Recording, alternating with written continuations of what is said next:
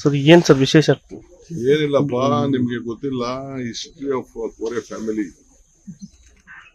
ದೇಶದ ಸ್ವಾತಂತ್ರ್ಯಕ್ಕೆ ಆ ಕುಟುಂಬ ಬಹಳ ದೊಡ್ಡ ಸಹಕಾರ ಕೊಟ್ಟಿದೆ. ಅವ್ರ ತಂದೆ ಫ್ರೀಡಮ್ ಜೈಲಲ್ಲಿದ್ದರು. ಹಿಂದೆ ಸ್ವಾತಂತ್ರ್ಯಕ್ಕೋಸ್ಕರ ಹೋರಾಟಕ್ಕೆ ದುಡ್ಡು ಕೊಟ್ಟಂತ ಕುಟುಂಬ. ಈಗೂ ಕೂಡ ಯಾವುದೇ ಪೊಲಿಟಿಕಲ್ ಪಾರ್ಟಿ ಆಗಲಿ ಅವರ ಸಂಸ್ಥೆಯಿಂದ ಎಲ್ಲ ತರಹದ ಸಹಕಾರ ಕೊಟ್ಟಿದ್ದಾರೆ.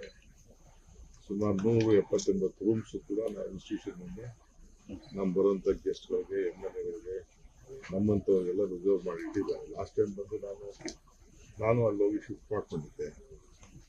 ಈಗ ಕೂಡ ಎಲ್ಲ ನಮ್ಮ ಸಹಕಾರ ಕೊಟ್ಟಿದ್ದಾರೆ. ನಮಗೆ ಒಳ್ಳೇದಾಗಲಿಕ್ಕೆ ಬೆಳಗಾಂಗೆ ಒಂದು ಇತಿಹಾಸ ಸೃಷ್ಟಿಯಾದಂಥ ಒಂದು ಐತಿಹಾಸಿಕವಾದಂಥ ದಿನ.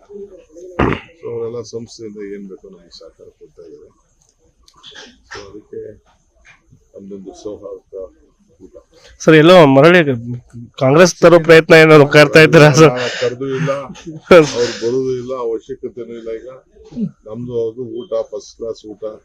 ಸರ್ ಜೋಳದ ರೊಟ್ಟೆ ಸರ್, ಪರ್ಮನೆಂಟ್ ಫ್ರೆಂಡು.